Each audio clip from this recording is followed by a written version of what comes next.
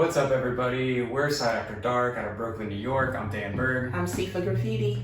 So if you don't know, we just reacted to all of the Royal Scam album by Steely Dan. And what we like to do on the channel is, we listen to the whole album, right?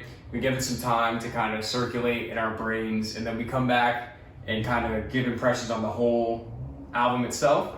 And that's what this is, obviously. So what do you think?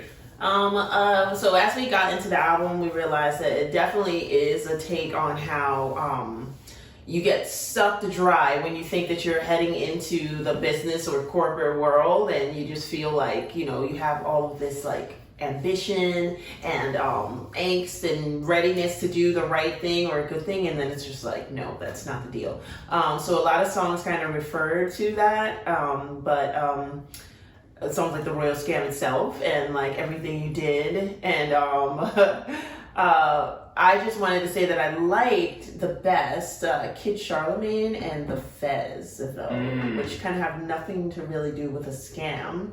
Kind of both have to do with a really good time. Kid Charlemagne kind of does, because if you picture being like a drug dealer, yeah, you think of the high flying kind of life, right? Right. And it started out with him like that, but then he got scammed as time goes on, and people stopped doing acid as much, and they started getting into like blow. They started to not give a shit about him. Yeah. And he just ends up getting arrested because he can't even get enough gas in the car. Interesting.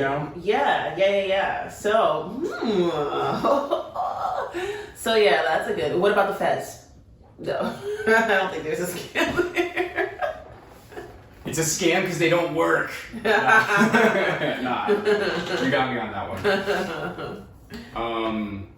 Yeah, it's really interesting how, if you don't know, we've done like 6 Steely Dan albums now. Like we've done everything from their first album up to Asia now. So we've been able to see like their progression, like as a group. And in this album, it really seems like they found themselves. Yeah. Like Fagen's really killing the vocal. Like he really like knows what he does. They got the moodiness and like the vibe of what would become Asia. Like I feel like this is really, you can hear this is just like a precursor to Asia.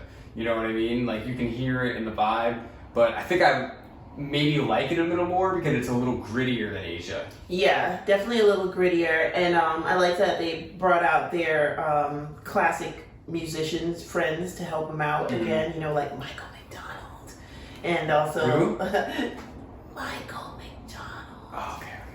He's from another group.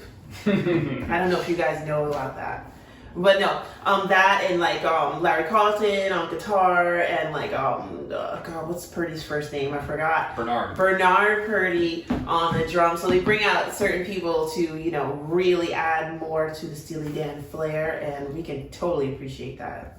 Yeah, for me, I think Kid Charlemagne is my favorite like standalone song. Like if I was to hear all these songs individually, it would for sure be Kid Charlemagne. But in the context of the album, I like the last song, The Royal Scam, the best. That was cool. Because it just, not only does it paint such a picture, but it just made everything else make sense when I heard it. So like as a whole, thing, I think that's the best album on the song. The best song on the album for what it does. But I think the best standalone song would probably be Kid Charlemagne. Yeah. That's how I view it. Yeah. But don't let that fool you. Like all the tracks are really, really cool. I enjoyed this album. Definitely one of their strongest albums. Yeah.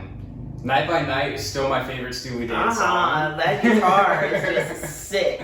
But there's definitely some on here that, giving it a run for its money. Yeah. So that's saying a lot, I feel. Yeah. And I wouldn't even mention the Steely Dan songs that we know before we did the reactions. Like, Do It Again is like all the way on the top, and like Reeling in the Years is like really, because like I kind of grew up with those songs like on classic radio and stuff, so I'm not going to mention those, just these that we react to. But so far, this album is like my favorite so far. It is interesting that the bigger like commercially Steely Dan songs are all from like the first album, right? Yeah. Because before they really got into this shit, like this crazier stuff, I feel like it was maybe a little more accessible on the first album when they were still figuring it out. But by this point, it's like, we're doing our thing. Yeah. Some people like it, some people don't. We don't care. Right. You know what I mean? Exactly.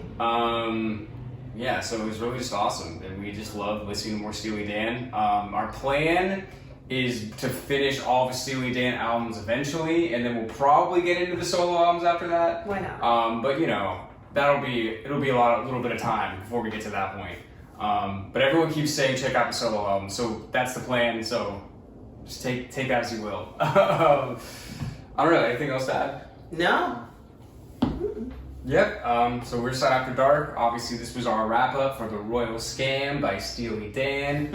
And we appreciate you watching. Obviously, we really love the album, and we want to give a shout-out to all of our patrons that selected this album in our poll on Patreon. So if you want us to react to any song of your choice, and you want to tell us what albums to react to, definitely check it out. You can subscribe for as little as $1 a month.